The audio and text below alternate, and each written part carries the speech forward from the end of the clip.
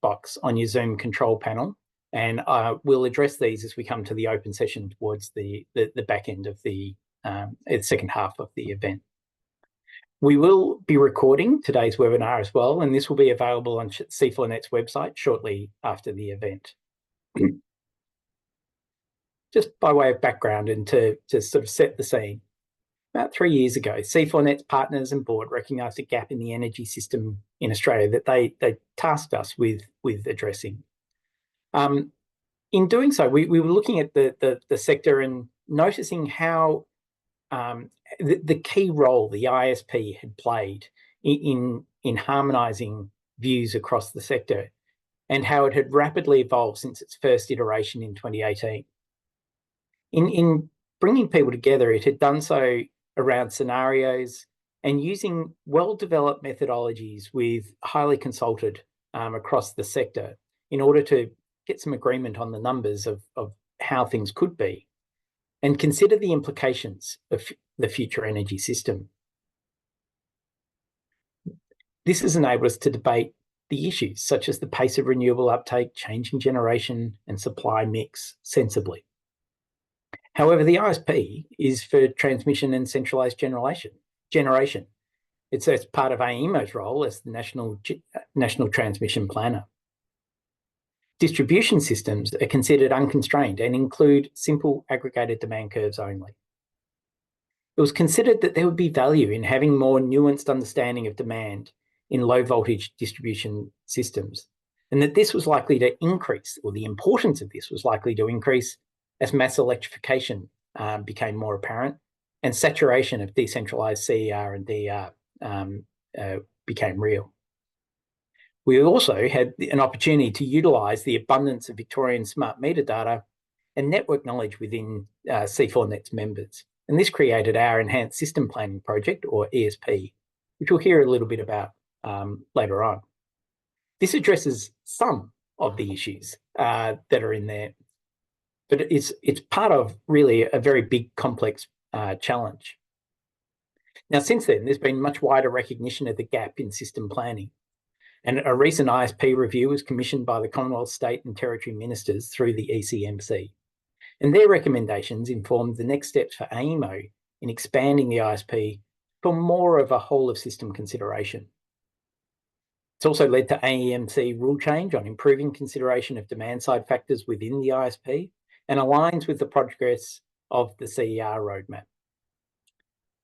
The AEMO's ISP plays a key role in driving discussion on future choices, and the expansion to a more whole of system approach will consider a few areas, such as regional and cross-sectoral energy demand transition in major energy hubs, the integration of gas planning, and consideration of distribution investments to enable effective and continued development of consumer energy resources, including more detailed regional demand profiles, CER, DER utilisation and planning in distribution networks. And it's this area that we'll focus today's discussion on. The reforms currently being considered are a good first step to address some of these issues. These will need to rapidly evolve, just as the ISP did, to ensure our own system, to ensure our system planning framework can account for the significant fast-moving changes in generation, demand, and integration. Now, there's no playbook here. This is a global challenge, and it's a particularly tough one. It's not easy to do. Distribution networks and the way consumers use electricity are complex, and there's millions of infrastructure nodes. We're really fortunate to have some leaders in the space join us today to share some emerging insights from these thought leaders across the sector. And we'll also include C4Net's, how C4Net's Enhanced System Planning Project could help inform policy, planning, regulation and market design towards the grid of the future. Eli Pack, who is Group Manager at System Planning at AEMO, will provide AEMO's perspective on the ISP's current status and where it's heading to in the future. We'll also hear from Renate Vogt, General Manager of Regulation at City Power, Powercor and United Energy. And she'll provide a distribution network's perspective of what they hear, including what they hear from their customers they serve. And Pierluigi Mancarella, Chair Professor of Electrical Power Systems at the University of Melbourne, will share his insights into the modelling work and the design that he has brought to the ESP and that he advocates more broadly needed across the whole of system approach. Now, first of all, though, to kick us off, we've been very lucky to have the support of the Victorian Minister of Climate Action, Energy and Resources and the State Electricity Commission, the Honourable Lily D'Ambrosio, throughout our project's development. She's generously provided a short welcome video and introduction, which we'll cross to now. Good afternoon, everyone. I'm pleased to welcome you to this important webinar. I'd like to begin by acknowledging that I'm coming to you from the land of the Wurundjeri people, and I pay my respects to their elders past and present. I also acknowledge the traditional owners of the lands which you are on and pay my respects to those elders of the past and present. Today, we're gathered online to hear about the Centre for New Energy Technologies flagship Enhanced System Planning project. By creating a public integrated plan for Victoria's electricity distribution network, the ESP project is crucial to planning our post-2030 energy system, when distributed energy resources led by rooftop solar and battery storage will be the dominant energy source in the national electricity market. Our government has already created a strong foundation for DER. There have been nearly 300,000 installations of solar PV and batteries under our $1.3 billion Solar Homes program. Across 23 and 24, rooftop solar produced more than 9% of Victoria's electricity generation. By 2030, we're aiming for half of all light vehicle sales in Victoria to be zero emissions vehicles. And our gas substitution roadmap charts our path to decarbonise fossil gas through electrification of homes and businesses. But with progress also comes new demands on the electricity grid. That's why the ESP project is so important. Through collaboration and comprehensive modelling, it will allow us to better integrate DER and unlock innovation at the distribution level of our network. In Victoria, our investment in smart meter technology has provided a valuable head start, with these smart meters measuring the electricity used in every home and small business. Now, as the grid of the future is designed, the data generated by these smart meters is being used to provide insights to benefit consumers. Updating how we operate our low voltage distribution system is essential to maximising the value of DER, and the ESP project is a key to filling this knowledge gap. That's why Victoria supports collaborative research initiatives such as the ESP project and C4Net to bring together universities, distribution businesses, the Australian Energy Market Operator, researchers and government. It enables the strategic and scenario planning necessary for an efficient and effective transition. In conclusion, the ESP project helps us prepare our electricity distribution network to meet the challenges and opportunities of the next decade. It will also ensure that DER helps Victoria achieve our legislated targets of 95% renewables by 2035 and net zero emissions by 2045. In doing so, it will deliver benefits directly to every consumer. Thank you and welcome. For taking the time to record that for us, and apologies that we had a couple of issues with the sound there. So I hope you were able to make that out. We'll try and fix that in the recording that we place in. Okay, well now I'd like to introduce our first speaker, Eli Pack. Eli, if you could just bring your start up your camera, thank you. Eli's Group Manager of Planning, is Group Manager of System Planning at AEMO. Thanks, Eli.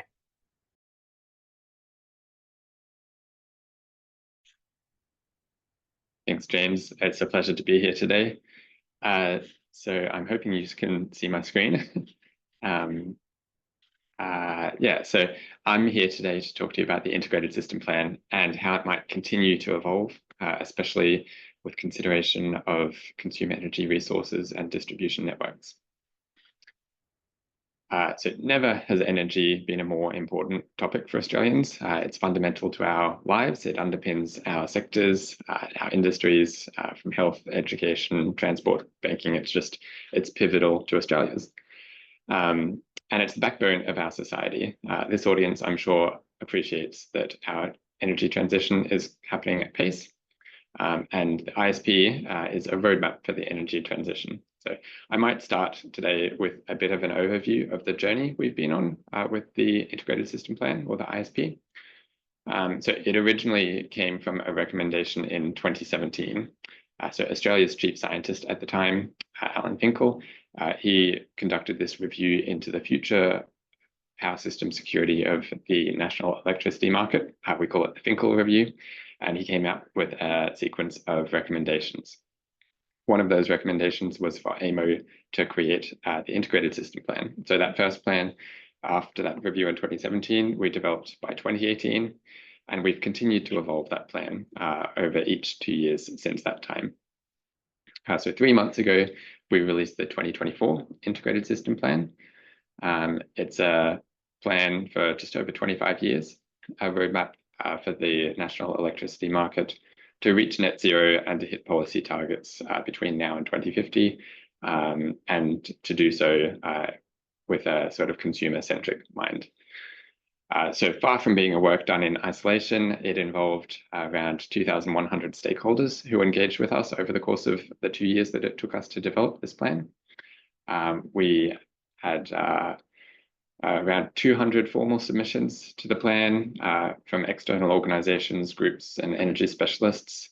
And yeah, that's what the ISP is. But in this webinar, I'm keen to talk to you about what the ISP could become, particularly with regard to distribution networks and consumer energy resources. So to help set the scene, I'm going to provide a bit of a crash course in how we plan renewable energy zones in the ISP, because I think we can learn from that and continue to evolve the process in the ISP. So to start with, this diagram shows the fundamental inputs that feed into the ISP. In the middle, there's a small box, which is the sort of optimization, which is really complex, and then some key theming on the results that come out of the plan. So at the top, we've got the laws, rules, and regulations. These are things that are fixed. We know we've got reliability targets, power system security standards. Those just need to be met. Then we've got government policies and targets from our elected governments. Those are generally in legislation, they're funded, they're well underway. So we're required to plan for these. And then in the top right of this diagram, we've got our inputs and assumptions where we've got a bit more judgment to be exercised. So this is, how is the economy growing or shrinking? What are consumers doing to invest? What's the cost of fuels like coal and gas? What's the cost of generation technologies? And what different options do we have to continue to augment the transmission and perhaps distribution network? So all of those inputs, they go into this optimization model. It's a linear program optimization. We publish the model for those that are keen, and it essentially comes up with a mix of investments and resources to continue to provide reliable and secure power as we go through this energy transition. The general theming is that coal is exiting the market.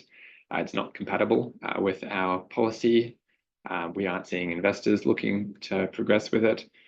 So as coal exits, we're seeing that the cheapest way to continue to provide reliable and secure power for Australians is with renewable energy connected with transmission and distribution, firmed with storage, and backed up with gas. So that's just a very high-level overview of the process. We also publish just a whole lot of data. So even if you're not a fan of the ISP, if you have a different plan, or if you want to develop your own plan, we publish a lot of transparency on everything that feeds into the ISP. So each box here, I think there's 67 small boxes on this diagram. Each one of them is a worksheet in a spreadsheet, which we publish so you can get all this data. And most of them are backed up by expert consultant reports that we consult on throughout that journey of developing the ISP. I will just jump into one of these boxes today to give a bit of an overview of how we have developed our approach to renewable energy zones. So when we kicked off that first integrated system plan, so back in 2017, we started engaging with industry on what is a renewable energy zone. And we landed on a definition that it would be a geographic area where renewable energy can be developed using economies of scale. And then we identified this series of renewable energy zones through consultation. We held industry workshops. We looked at resource quality, road access, land topography and complexity, all these sort of desktop land use planning data fed into identifying potential areas that renewable energy zones might be developed. And they've been refined with a lot of government input in some instances and industry input in others. They've continued to be refined and evolved from one ISP to the next.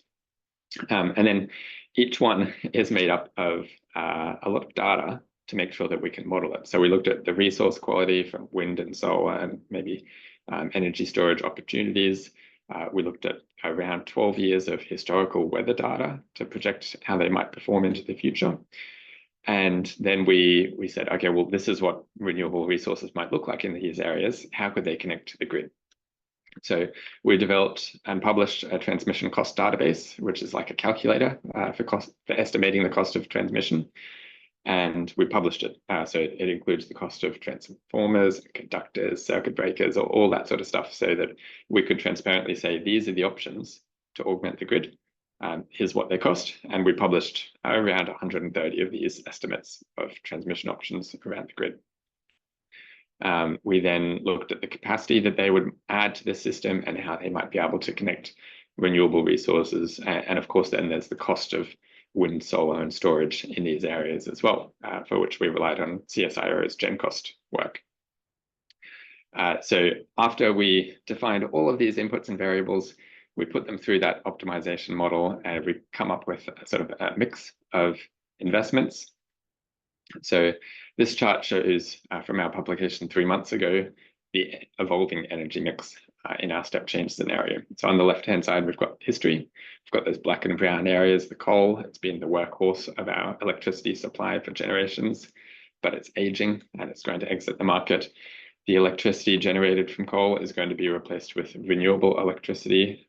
So at the top, we've got the solar areas, the yellow areas here. We've got rooftop solar and utility scale solar. So what we're seeing is that rooftop solar especially is going to grow significantly.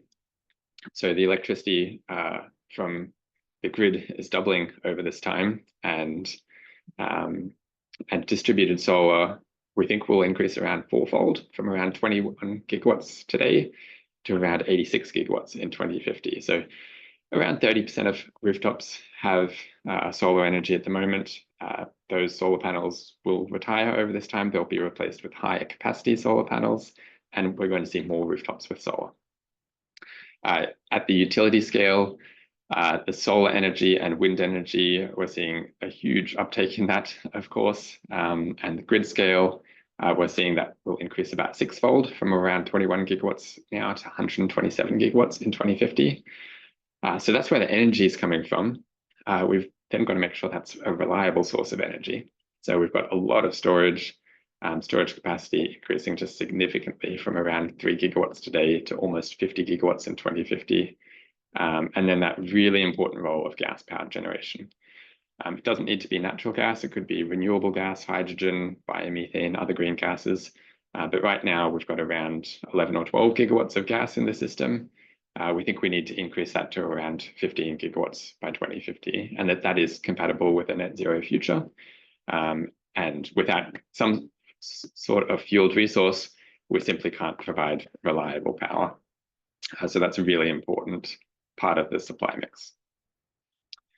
And what's next for the ISP? Well, it has evolved from one ISP to the next. Government policy has evolved in ambition as well. So we've done 4 of them so far. For the next one, there has been this review of the ISP that the Commonwealth conducted and energy ministers supported. So yeah, there's been a series of recommendations published. The AEMC, as the rulemaker, is currently consulting on a few of the changes to those rules. The AER, as the regulator, is consulting on a few guidelines.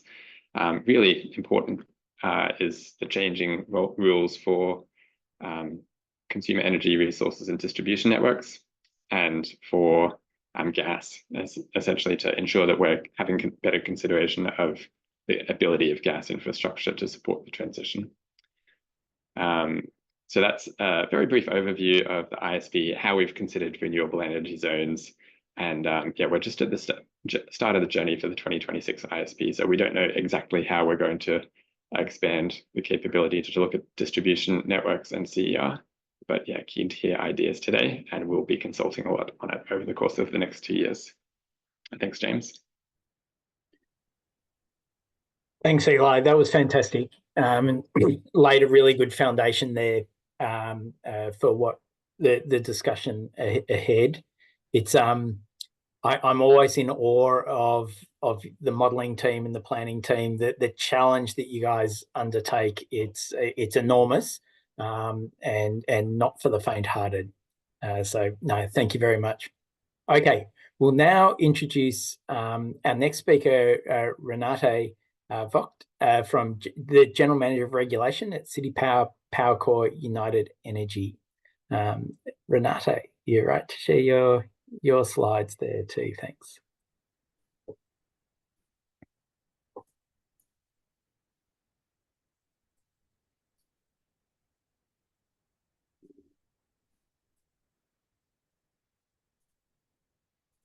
Sorry, James. Actually, if Louise could share them, that would be terrific.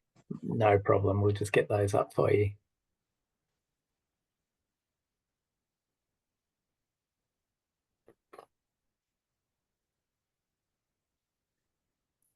Renate, I feel like we get a 3-for-1 deal here in that you managed to represent 3 very different DNSPs, albeit with some common ownership. So Very true. Enables to bring a broad perspective. It's great. Please, your slides are up now, and thank you. Thank you, James. So yes, hello everyone. My name is Renate Vogt, and I'm the General Manager of Regulation for City Powercorp and United Energy. So for those of you who don't know who we are, City Powercorp and United Energy are Victorian distribution networks, and we cover around 65% of Victoria, and we service around 1.9 million customer NIMIs. Now, we are a regulated business with the Australian Energy Regulator actually determining the funding we're allowed to operate and manage the network safely and reliably. And the AR also determines how much we can charge our customers. If we can move to the next slide.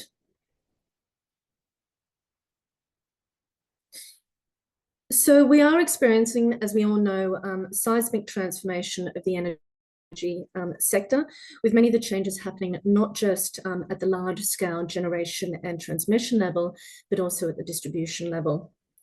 So AEMO are forecasting by 2031, there will be 22% of EVs on the road in Victoria, which is actually quite an extraordinary projection, given, in fact, today across our 3 networks, we have only 33,000 EVs on the road. The Victorian government has banned all new residential gas connections from January this year, and Victorian renewable generation will double. And today, across our 3 networks, we have around 3.4 gigawatts of large and small scale renewable generation connected. We're also seeing, with the shift of electrification, a greater dependency of customers on a reliable energy supply at home. So what do all of these impacts mean at a distribution localized network level? Well, we are going to see a significant increase in annual consumption for the next 5 years across all of our 3 networks, particularly Powercorp, where we'll see a greater uptake of data centers, who are really the big new load customers. We'll see an increase in peak demand growth, and those increases are quite significant, and they really drive our investment. We really have to build, an analogy that I like is a 4-lane highway that's only used a couple of days in the year if we don't get orchestration right. We're also seeing rooftop solar will double to around 3.9 megawatts across the 3 networks. And many of our zone substations will actually shift from summer to winter peaking, which is quite a shift that we've never seen before, and will certainly have impacts for us from a planning perspective. Now, the scale and scope of these changes is unprecedented, and a network will need to adapt and plan an environment of really great uncertainty. Also, the distribution network will be really central to the energy transition, and it should not be forgotten. So if you could go to the next slide. So this presentation is really going to provide a very different perspective to planning and future-proofing of the energy transition. And hopefully it will emphasize the value of good centralized planning for all sectors in the energy chain. Now, as Eli has set out, AEMO is the national planner, and it takes a system-wide approach, which is appropriate and really comes down from a top-down perspective. The ISP is a really important document and an evolving one, as Eli mentioned, considering gas substitution, and also it touches on the critical need of batteries and the benefits it can provide in deferring large-scale grid infrastructure. Now, it is a document, though, which is really still focused on the big show in town, which is the transmission infrastructure required to connect to renewable generation, which is no easy task, given that I think up to 90% of the NEMS coal-fired powered stations are projected to retire by 2035. But in doing so, it does make assumptions about average and diversified loads with large customer groups and orchestration of customer energy resources on an unconstrained distribution network. Now, given our role as a distribution network service provider, when planning, we've started from the bottom up, understanding and considering both customer needs and the impacts their decisions have at a very localized, granular street-to-street level. As well as our customer insights, we have leveraged off our AMI data to build a dynamic distribution power flow model, which forecasts the voltage and thermal constraints driven by the uptake of customer energy resources has on the HV and the LV network. And I will explore more on this topic later on. Further, I would like to mention that the work that C4Net is doing will provide further insights on network distribution trends. We could jump to the next slide. So for distribution network businesses, it is critical we get these planning decisions right. If we don't, there is a real risk that we will be underfunded by the Australian Energy Regulator, as they do use AEMO's forecasts as the base in making their determination. And potentially, it will mean that we won't enable customers to be able to charge their EVs or export their solar. Now, the ISP shows that $4.1 billion more grid scale investment is needed if no additional coordination from today is achieved from batteries. Now, to achieve this, social license is needed for customers to actually buy into orchestration, and we shouldn't assume that they're going to.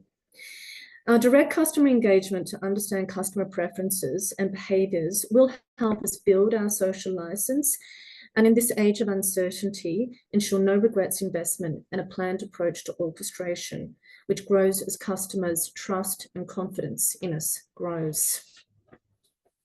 We could jump to the next slide. So the challenges of planning for the distribution network have really made it essential for us to implement the most extensive customer engagement program we've ever undertaken in making our investment plans, and they are significant. Now, this slide is a snapshot on the breadth and depth of engagement we undertook in planning for the next regulatory reset, which is from 2026 to 2031.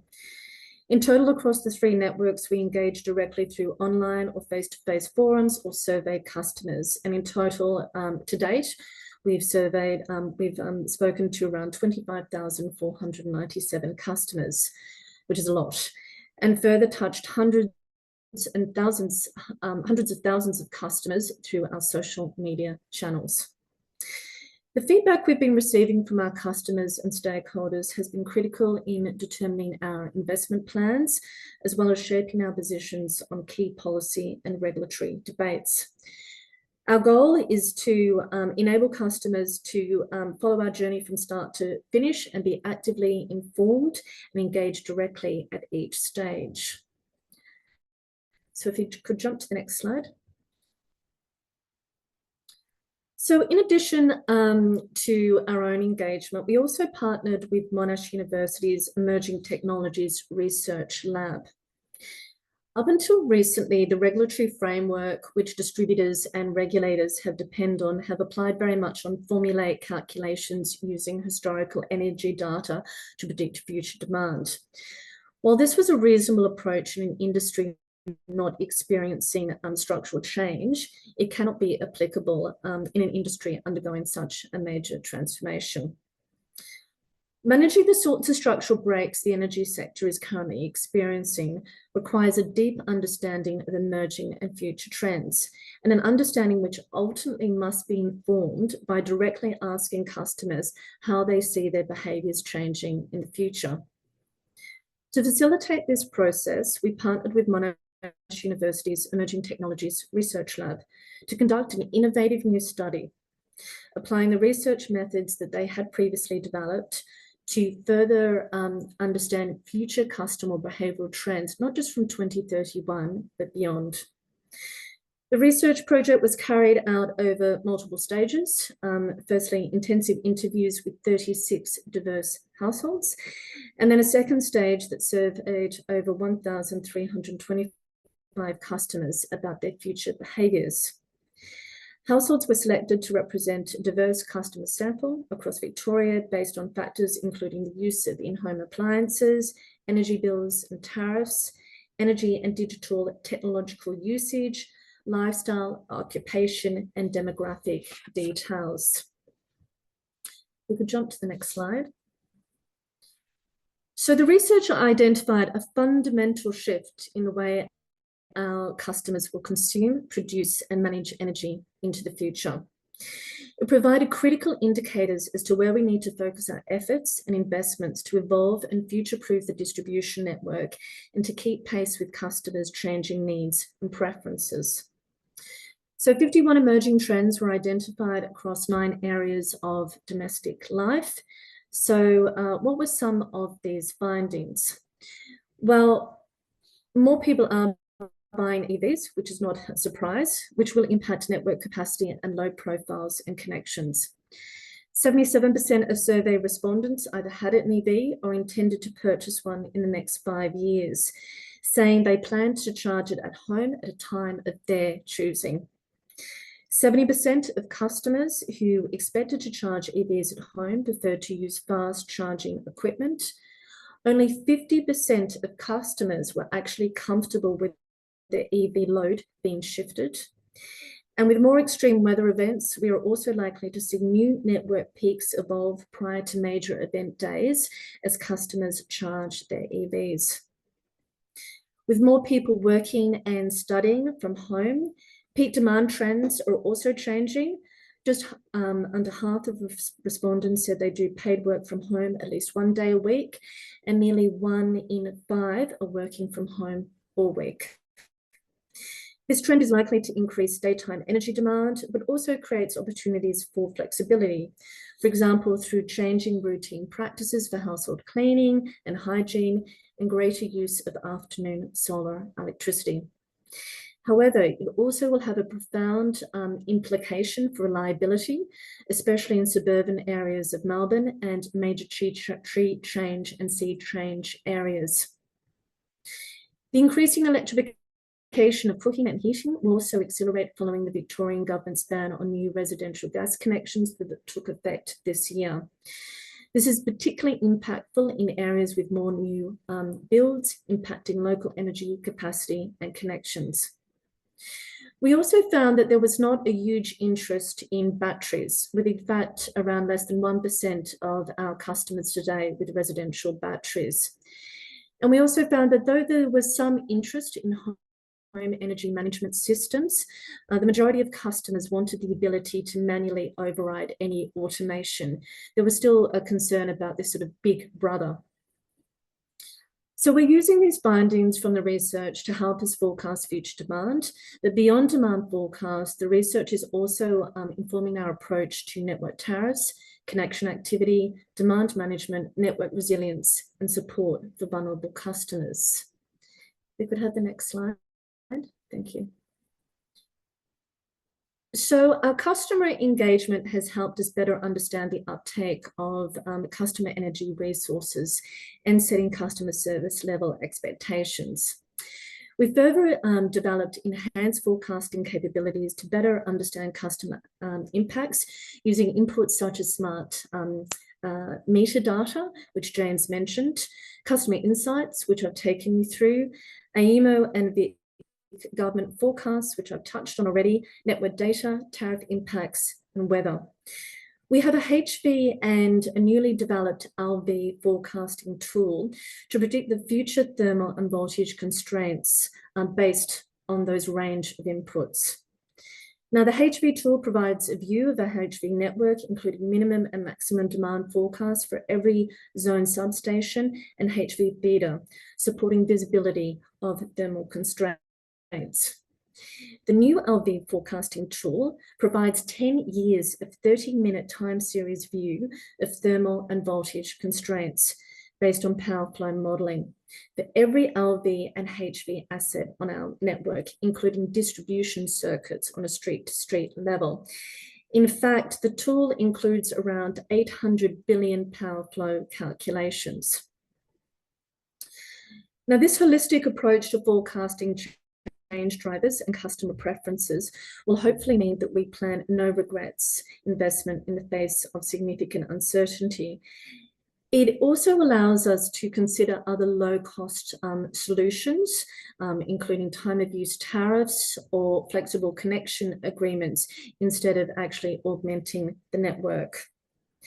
And it also enables customers to derive real value from their investments and helps us to deliver on our service level expectations. The work that C4Net is doing will complement our internal work of forecasting future distribution trends. So this is the conclusion of my presentation. So thank you all for your time.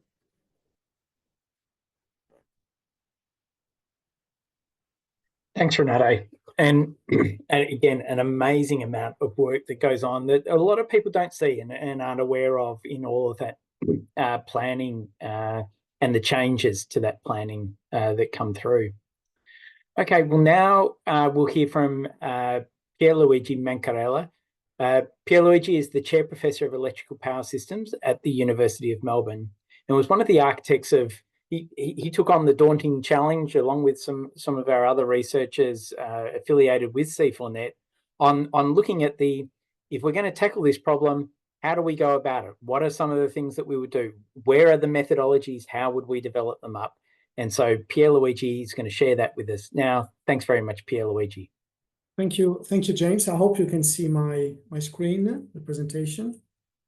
All good. And, yeah, great. And just to say, I apologize because my camera is not working, so I'm just saying hi from my phone, switching off the camera now, and just go on with my presentation. Sorry, just things happen all the time. So I really appreciate the opportunity to present a bit of our general work on system planning and our general modeling, and in particular the work that we've been doing the past few years also with the support of the ESPV project. So what is the idea somehow of what we're seeing in the grid and why we should change the way we're approaching system planning? Well, fundamentally, historically, we looked at the grid in which flexibility was coming from the supply side, a bunch of generators, a few hundreds of generators in Australia, and it's very similar in other countries, supplying electricity to an inflexible demand side.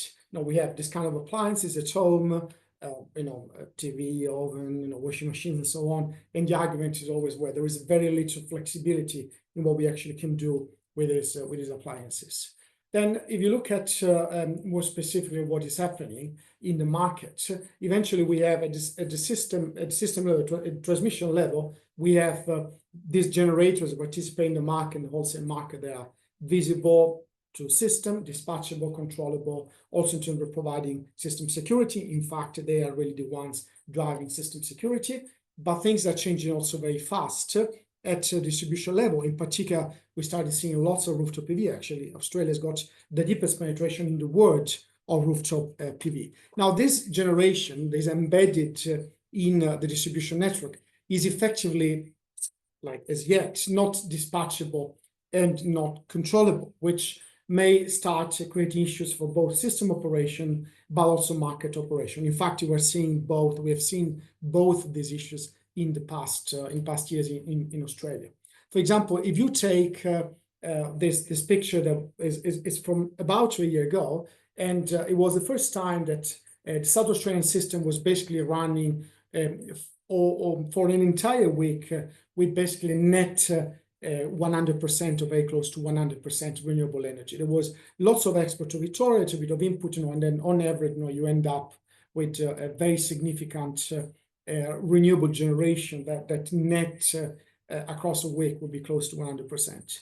Now, in this kind of picture, we see this basically every week, when at least when it's not peak demand time in South Australia, we have huge rooftop PV generation, and we are very proud. We should be really proud of it, because it's incredible how this has been managed at the distribution level, and it's even more incredible how actually AEMO is managing this at the transmission level with all the balancing and system security issues that come along.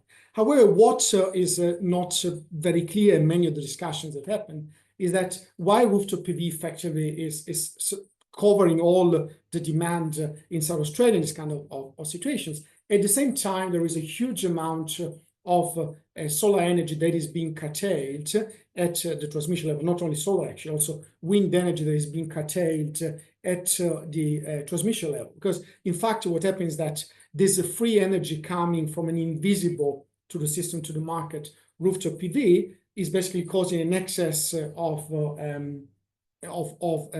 available energy, and eventually someone has to curtail to maintain supply-demand balance. Of course, who is curtailing is the generators exposed to negative prices in the transmission level. So effectively, there is some form of competition that is already happening between transmission level resources and distribution level resources, although it is not very obvious perhaps to many. So we need to do something, obviously, because this is completely suboptimal to effectively invest in large-scale generation, at the same time invest in distributed generation with incentives in both directions, different types of incentives, and then we see this kind of indirect competition that is causing lots of technical and economic inefficiencies.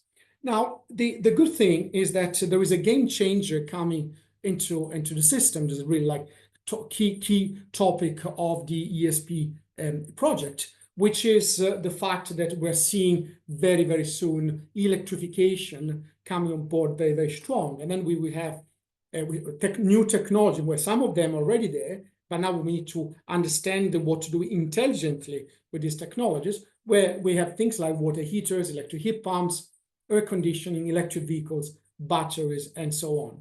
Now, there is one thing that this technology got in common, which is the fact that got storage in one way or in the other, either directly as batteries or electric vehicles, basically mobile battery, or in the form of hot water, thermal inertial building, and so on.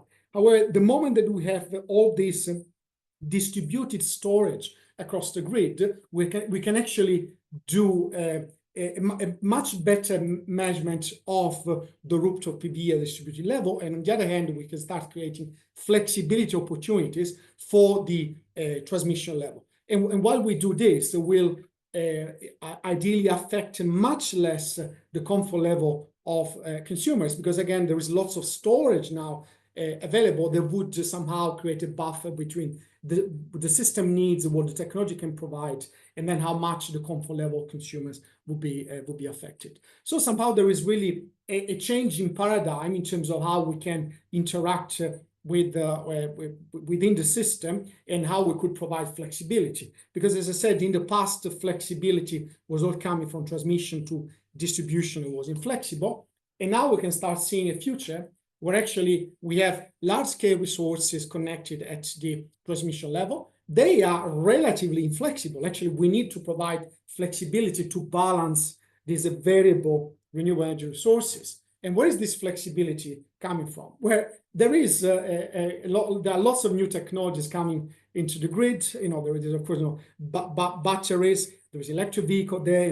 For a few of us, perhaps we'll be able to afford an electric Ferrari. We'll see. However, there is lots of flexibility potentially embedded there that somehow requires some active controllability in the grid, which is also what we're trying to achieve, what we're trying to understand much better. That's where there is a key role of the of different players at the distribution level. Eventually, this means that we'll see new architectures and new players, as I said. So it can be DR aggregates, can be what we call virtual power plants, can be energy communities, can be microgrids that eventually will be able to provide the flexibility both at distribution level, but also to the transmission level. And of course, we need to see this transition that we are discussing for a few years now, from a distribution network operator to a distribution system operator. Effectively, the DNSP,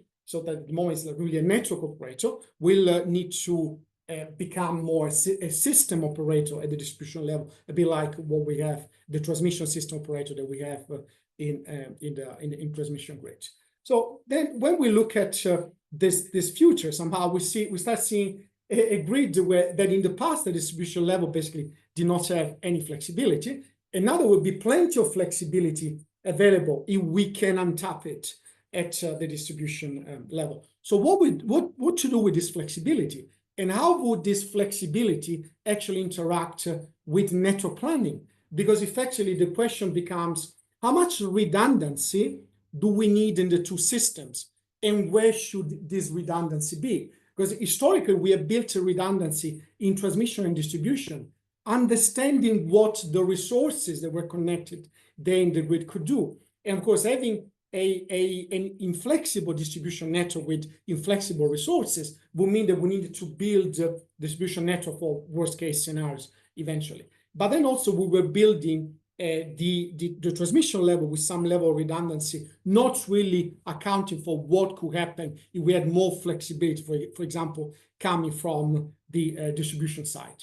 So this is, of course, very relevant to many of us, because if we look at our bills, there is actually very significant cost that we're already paying for transmission and distribution networks. And then understanding intelligently how we could use these resources to displace some of the additional network costs that might come in the future because of the investment that will be needed would obviously be very, very good, not only from a technical perspective, but really from an economic perspective, from like the money that eventually would come back into our pockets. Certainly, when you look at what the evolution we have with electric vehicles, heat pumps, and both, and I'm taking here actually a study that we did many years ago when I was in pre-college, you will see certainly there would be an increase in energy at the distribution level, and a peak increase that may be even greater,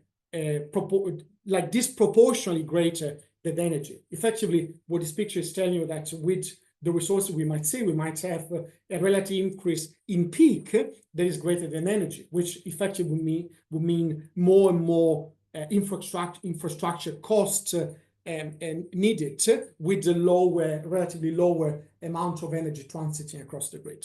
However, if you do things in a smart way, the good news is that you can significantly reduce these peaks, and you can significantly increase the utilization of the network and become even much higher than actually what we currently have. So effectively would be much more efficient from a technical economic perspective in using our networks. And by the way, the study was not considering the fact that we now will have plenty of distributed rooftop PV and storage. So actually the results could be even better. As you can imagine, this is a study from the UK, and to be very honest, there's not much sun there anyway. So I think it's fair to say this. And then in reality, what we're seeing instead in Australia is, as you know very well, that there is a huge opportunity could be created and already as anticipated by IMO for distributed resources. Even the minister before said effectively distributed energy could become, or effectively already is, the largest generator in the grid.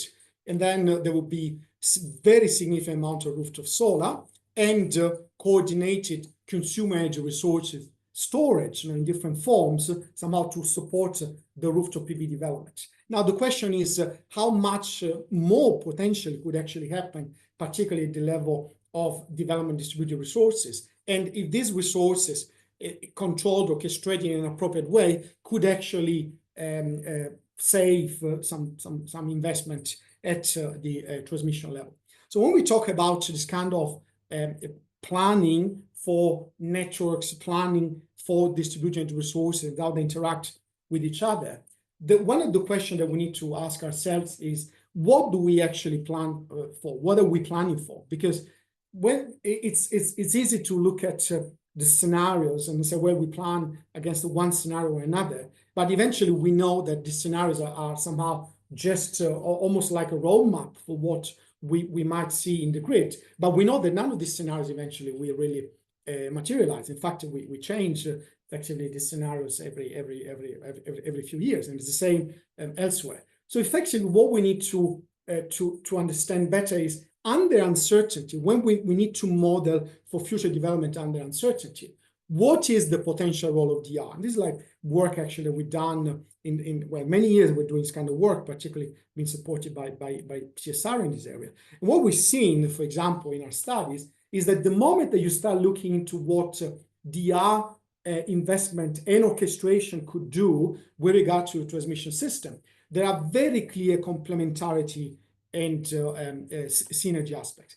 In particular, the moment that you can control DR, actually you can somehow reduce investment risk in transmission. Eventually, you can end up with stranded assets if you do the wrong things, or it's very difficult potentially to build some assets. So effectively, DR provides almost like a risk hedge opportunity somehow, because it can shift the way that things are done and eventually can really reduce investment risk. And eventually, this orchestration can, as I said, reduce both the investment requirements in absolute terms, but also play the role of a risk hedge that, given all the developments that we already see now and how uncertain these developments are, will certainly be very welcome.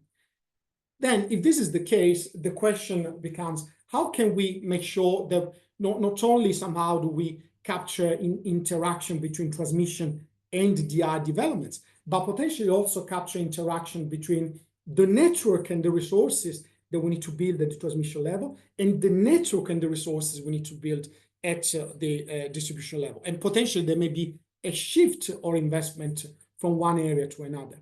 So the moment that, if you look at what we're happening now, effectively is like we focus with some of this exercise, for example, the integrated system plan, that, by the way, is also the most advanced exercise in the world from this perspective. So you look at network somehow as a passive network with number of elements that are not very controllable. At least there are some assumptions for controllability. And then eventually you would end up building the transmission network that is needed.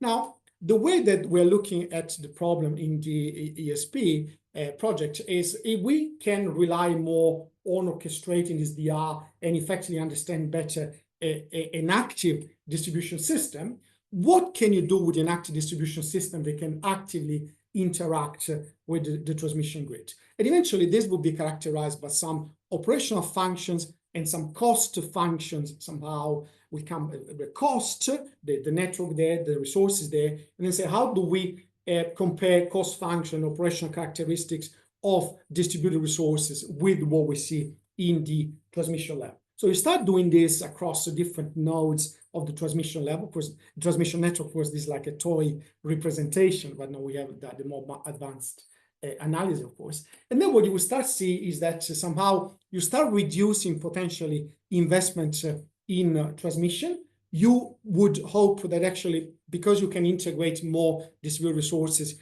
you would bring down even faster the requirements for conventional generation. Eventually, you would be able actually to unlock more renewables at the transmission level through the flexibility that you can provide at the distribution level. And eventually, you could displace, for example, large-scale resources like batteries by integrating more and more distributed resources in the grid. And you see effectively that it can happen that there is potentially a shift from investment at the transmission level to investment in distribution level to unlock flexible resources in the distribution grid. And eventually, this corresponds basically to enlarge the kind of operational region.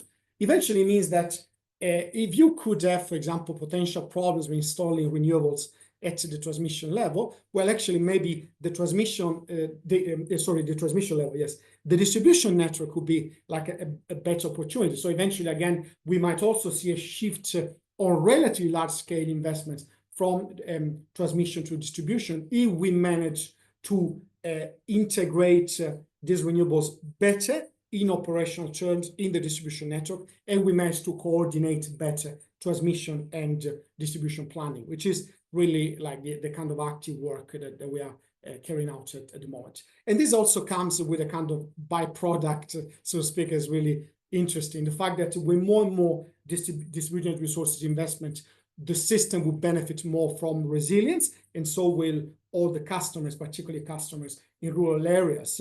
They might be subject to things like bushfires somehow, and similar events, unfortunately, becoming more and more extreme. So with more and more distributed resources that somehow could support the development of the entire grid, we would also have, as I said, as an additional benefit, more system resilience. So yeah, just to thank really again the CIFOR-NET project, but also CSR and AIMO, because much of this is also coming from the work we're doing with them for a few years in the topic of planning. And of course, you know, my team really is working very hard on this. Thank you.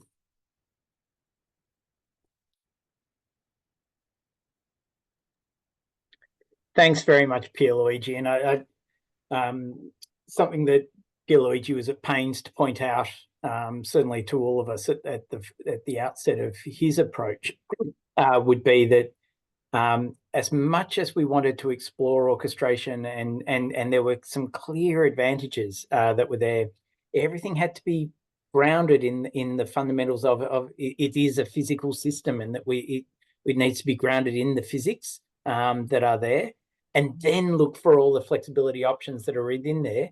And then we connect through to things like what Renate was saying there, where we know that the degree to which consumers or other participants will engage in those activities depends. It depends on their social license. It depends on the appeal, the relative appeal, and how much it is beneficial to them on their terms and everything. So I really appreciate Pierluigi, you outlining that there. If I could actually ask all of our speakers now to just join us on screen for what will have a bit of some targeted questions and some great questions flowing through on the Q&A. And I really encourage you, please, to keep them flowing. There's going to be some really interesting things to explore there. Renata, if I could actually start just with yourself and ask you to just cast your mind forward here to when where distribution systems are well considered within whole of system planning. What does that mean for your business and the way that you communicate with your consumers and help bring them along in what that future story brings? Any insights there that you can share? Oh, I mean, if we could actually have a sort of an integrated system-wide approach that took into account all the elements of the energy sector, I think it would be greatly beneficial. First, I think, you know, we're a private business, and, you know, it's really important that AEMO gets its forecast right, because the AER does use that, as I think I mentioned, as a key factor in determining our funding. So, you know, in this age of uncertainty, if we don't make the right assumptions in terms of what's happening, not just at the transmission level, but at the distribution level, then potentially we'll get underfunded. So, for example, you know, there are assumptions made in the past that, you know, we have an constrained distribution network and utilization levels are very low. Well, that's true in our national electricity market overall, but in Victoria, we actually have really high utilisation levels because we've been under probabilistic planning for many years. So, you know, if we don't have the headroom for this uptake like other jurisdictions do, and this assumption that customers are just going to respond really, really well to, you know, their heat water pumps, their EVs, their batteries, etc., being controlled, and they're going to respond to that through cost reflective pricing. And we found that customers actually don't respond very well to cost reflective pricing. You know, we're just not going to see those benefits. So yeah, it's critical. Okay. And I always reflect on, we talk about the challenges of consumers engaging and you know, providing sharing service, or the big brother mechanism that you mentioned that they fear, and yet we for example, hot water systems, electrified hot water systems on controlled loads for decades have been well adopted and well supported.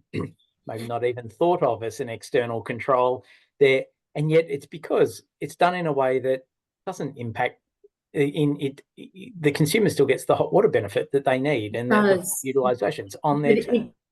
On their terms, but we did hot water control to manage peak demand. Now we want to control hot water to, in fact, soak up excess solar and manage minimum demand. So, you know, the network is changing, and, you know, how we do this and how customers actually benefit from it, you know, are real key considerations. Yeah, excellent. Thanks. Eli, if I could come across to you, one of the things that we've looked at within the ESP, and just starting to think out towards, how do you think of distribution, you know, distribution considerations into a whole of integrated plan? You've got to take this big picture view, and yet you've got individually planned distribution networks that are there.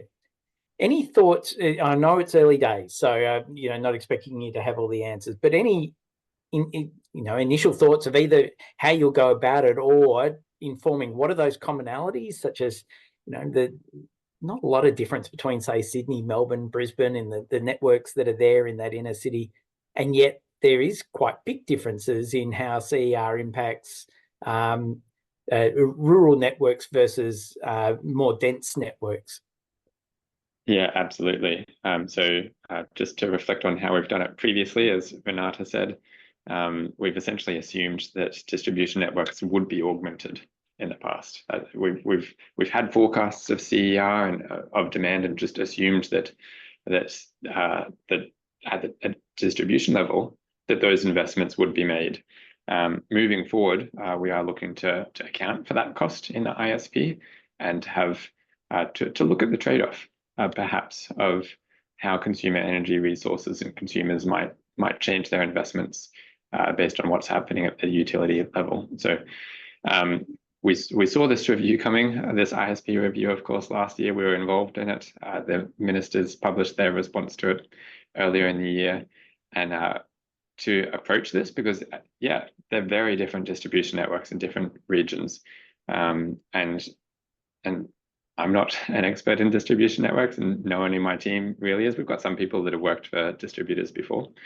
So our approach is really similar to what we've done on other things, where we don't have a huge amount of expertise ourselves, and that's to leverage the expertise of others. So we started engaging with the planners from the distribution networks before we even published the previous ISP. So we've been doing that for quite a few months now, just trying to figure out how we can get data from them, how we can integrate that data into our decision making, and how we can evolve by leveraging their expertise.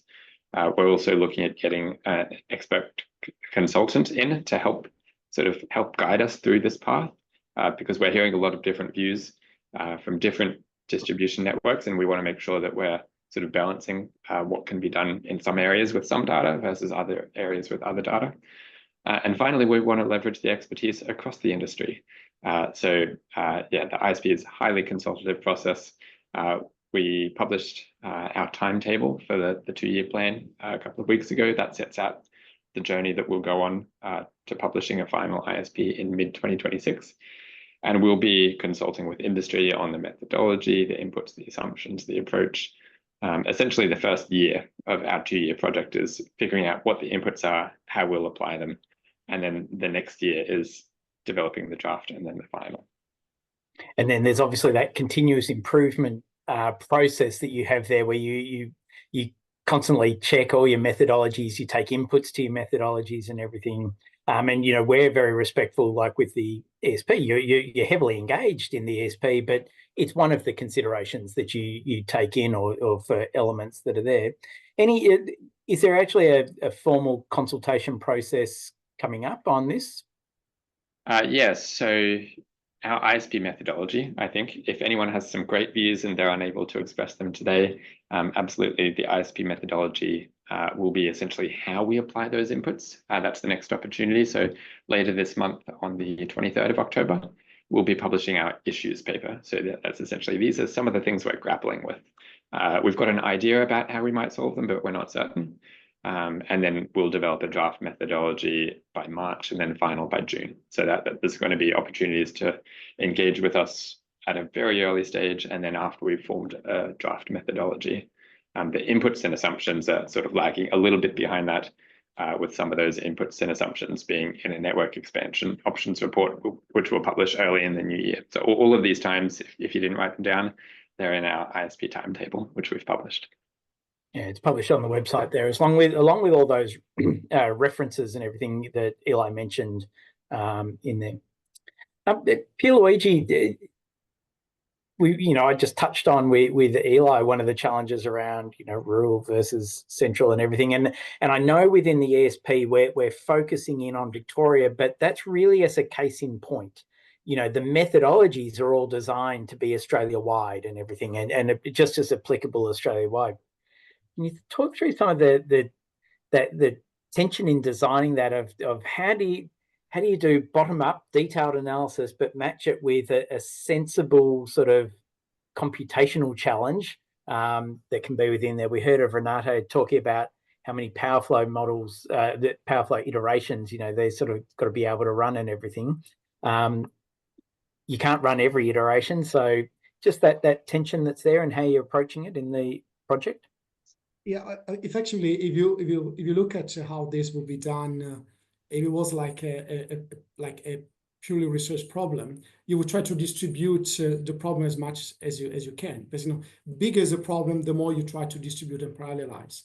So can you, for example, try to develop methodologies so that the actual workload will be distributed across the planners or the ESPs, and then somehow they would then come back together and provide then upstream to AEMO the results. Eventually, the work that we're doing, or that you know very well, James, is try to understand the network planners in the ESP would do anyway planning work. They will have to come up with scenarios for different penetration of renewables, different connections, so on. And this will be associated with cost. It can be cost of reinforcement, cost of active network management, and so on. So can you come up with whatever planning you're working on as an DSP with this kind of cost function for different levels of penetration of renewables? And then if all DSPs did that, then can you pass this to AEMO? Because then this would be the information that AEMO would need, because eventually AEMO says, well, I need to minimize cost across large-scale generation, storage, and network investment. So I need a new cost function to understand what is the cost at a distribution level for similar types of technologies. And then they will be able to run a trade-off between investment transmission and investment distribution. But methodologically and then computationally, the best possible thing to do is you keep the workload distributed, everyone do their own job. So the DSP planners keep doing the job, AEMO keep doing the job as a system planner, but then they interact in a very intelligent way and with the right inputs and outputs. So this is the work that we're trying to work, what we're working on. As you know, we're trying to propose, we'll discuss more with everyone once we have more substantial results. Yeah, okay, thanks. Look, we've got lots of questions here from the floor, so and from our audience. So just try to bring a few through, and I'm going to try and just group a couple together so that we can try and get through them. Renate, there's a couple here in relation to, there's one from David Dawson on how does Powercore United Energy see the use of mid-scale storage emerging as a DER connected to the zone substation to assist with solar shifting, for example, and will AER support it? I'd also bring in, there was another question around V2G or V2 home or V2 grid. So just on how you see those elements emerging. Yeah, so we have made some assumptions around, maybe I'll start with the second point around vehicle to grid in our forecast. But to be honest, we're really early days yet, at this stage. I think I mentioned that, to date, we have actually only 33,000 EVs on our road.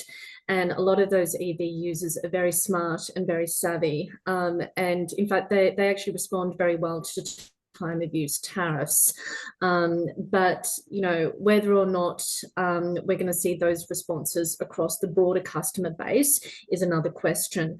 But certainly that is a real opportunity, but we are in early days. In terms of mid-scale storage, that is something that we have explored, potentially, particularly around neighbourhood batteries. That's something that we've worked with other proponents, including the Area Energy Foundation, and we think there are some real opportunities to actually maximise customer benefits for mid-scale storage, particularly if we can find an area where there's network constraints. It can help us defer network augmentation, and it also benefits customers in that they're not exposed to high wholesale prices. The challenge is with the energy sector in Australia is a very complex one. It's not integrated, and as a distribution network service provider, there is a lot of regulations around us in terms of what we can do, and we very much have to swim in our own lane, including the use of mid-scale storage. We can only, because of high ring fencing restrictions, but in terms of rooftop solar for commercial and industrial customers, there is an enormous opportunity there that is just being untapped. I mean, the value that could provide is just enormous. I wonder, Eli mentioned around put out the res and the way that the thinking of bringing in transmission, that more the process here that went through around optimizing there. I was wondering if there's some parallels to planning of renewables within distribution, whether it be behind the meter or in front of the meter in different spots there. But given that there is such a still large opportunity in commercial and industrial areas, and there was a couple of questions around for Eli, by the way, around how does that rooftop solar number increase quite so much?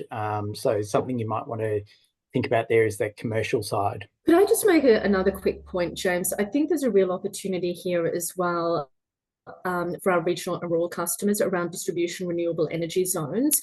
We talk to a lot of our regional rural customers who obviously are very, very upset with these huge transmission line corridors, and they don't believe that the benefits of the energy transition, that they're going to benefit from the energy transition, given that they have such low reliability performance at the moment. I think the distribution renewable energy zones is going to be helpful and be part of that solution.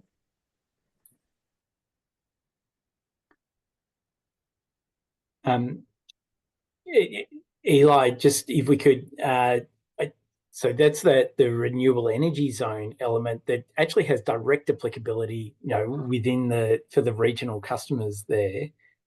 In terms of the process and everything, do you see some parallels there where you could see optimal areas of distribution systems being targeted?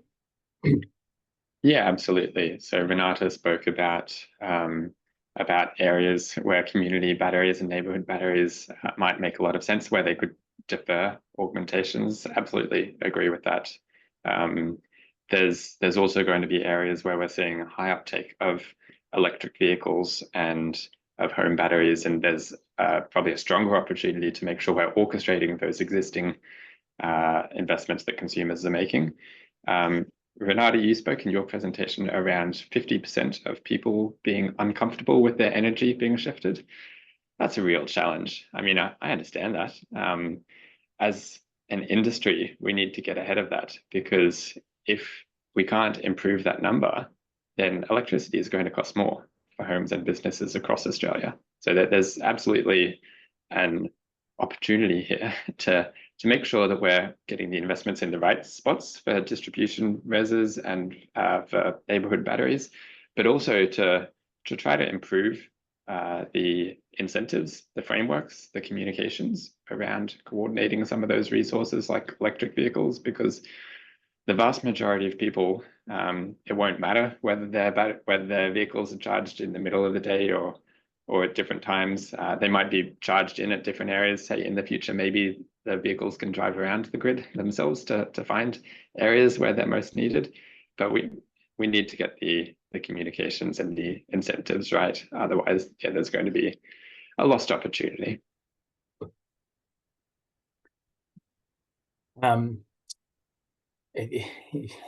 That orchestration question, there's been some big numbers bandied around here, and we've seen in a number of reports that are there. We're hoping to further inform that as well as we certainly work through with ESP. I guess something that a direct question here, but one that links in, it has been around the interaction between transmission and distribution planning and transmission assets and distribution assets. And I think one of the key themes that's really come through is while transmission and generation used to largely be thought of separately from distribution, thought of separately from consumer resources and everything, the challenge in front of us is that it's harnessing the codependence that is there between them and optimizing between.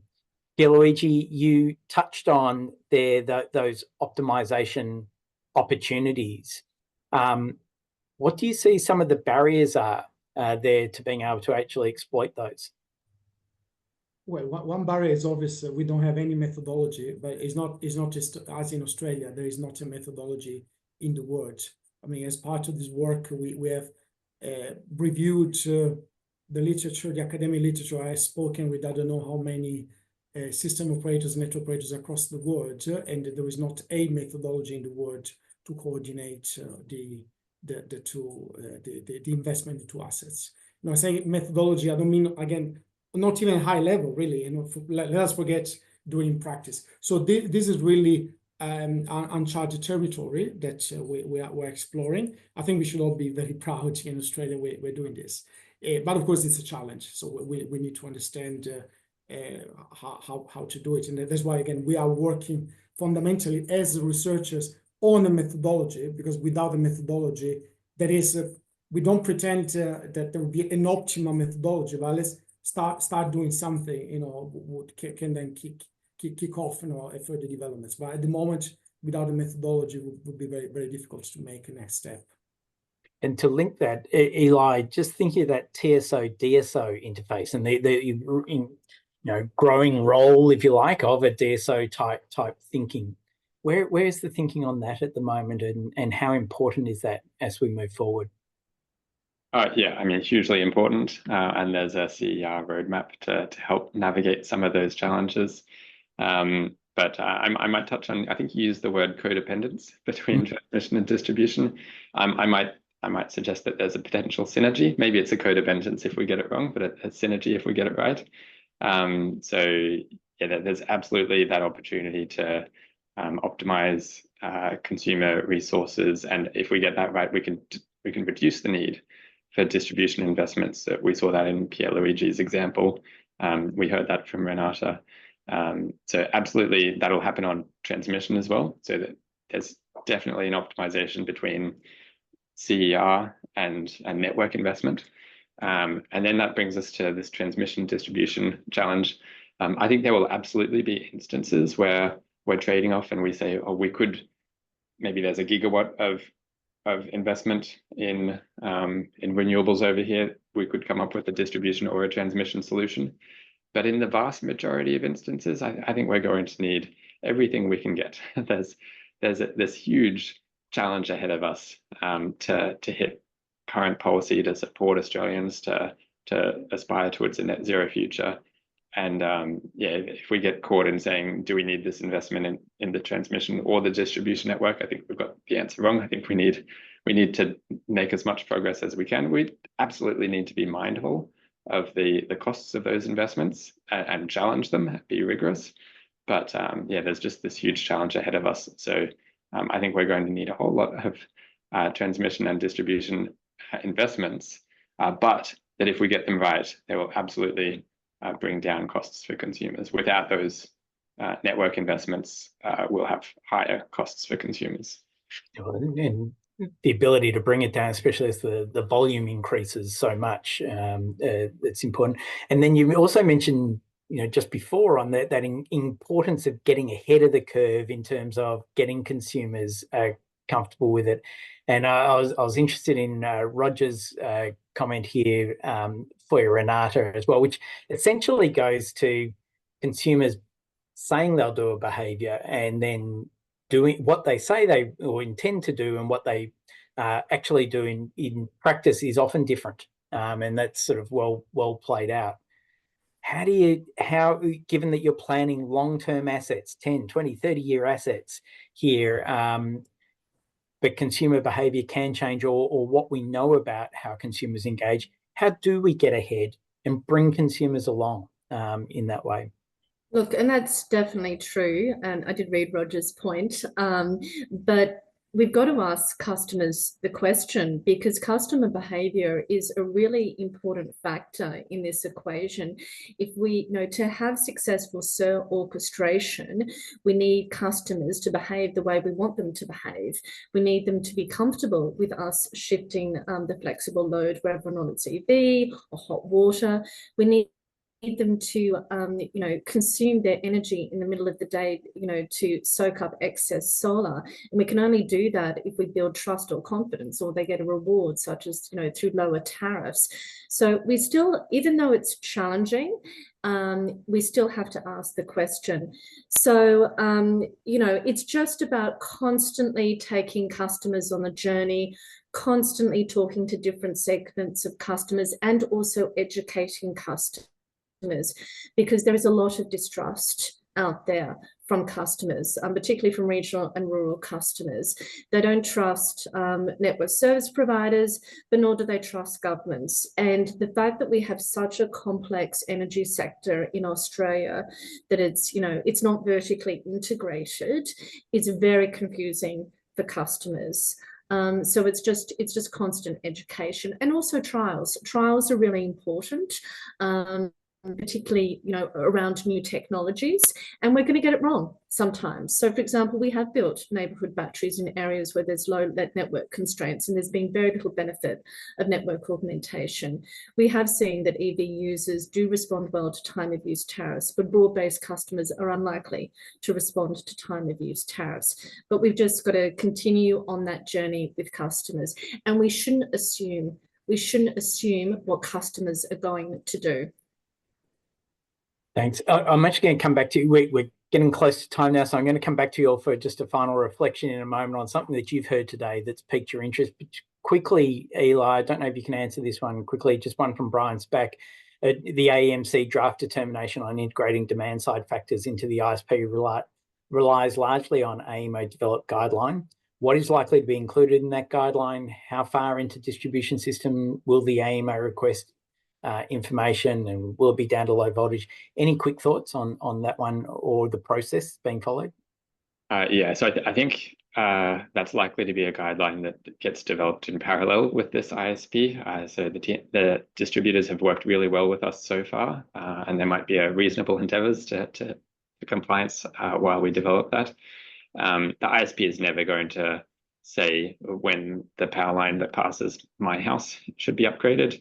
It needs to be stay at the macroeconomic level, have accounting for the distribution level investments, but yeah, we also just need to appreciate what's actually feasible from a sort of optimization perspective. So if you think about like a highway plan for Australia, the National Highway Plan should perhaps have consideration of what's going on at major roads, but probably isn't going to try to dictate when individual upgrades should occur. So I know the AEMC is currently consulting on that rule change, and I think we're still forming our view with the market bodies and with industry around exactly what that should look like. Okay, thank you. Very quickly, Renata, something that you've heard today that has piqued your interest? Well, two things. I mean, Eli has got such a big job. It's an enormous undertaking, and I agree. AEMO's role is to, look at things from a national perspective, but I think the more that we can have conversations, distributors, transmission businesses, the national planner, the better. And I was also very encouraged by Pierre Luigi's presentation. It makes me very hopeful of the future, and that there are a lot of unlocked opportunities on the distribution grid, particularly around cert orchestration. Thank you, Eli.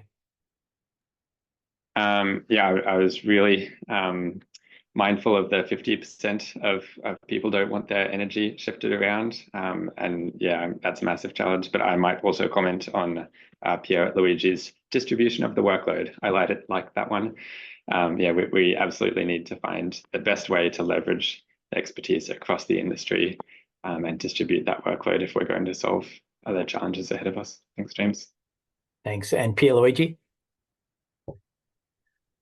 Just my final comment is that I think we should look at the future in a very positive way, because what I'm hearing here is that everyone is very positive, everyone wants to work together. So it's a tremendous job. It's true that we have in front of us, especially Eli. It's true, but I think we are in the right position to do that. And I would like to say again, we're the first in the world to do this, so we're really being very ambitious here. Pierluigi, Eli, and Renate, thank you so much for sharing your perspectives and insights with us. We also thank the Minister for her presentation first. Thank you to the C4Net crew who put together this webinar as well. It's a lot of work that goes on behind the scenes. We will have the next webinar in the series will be in November, so we'll look forward to promoting that with you and hope that you can join us. We'll be exploring more, especially around EVs in that one. I really appreciate the audience members' attendance. Thank you so much, and the questions that you've put through have been very, very thought-provoking. Thanks all. We hope to see you next time. Thank you, everyone. Bye-bye. Thank you.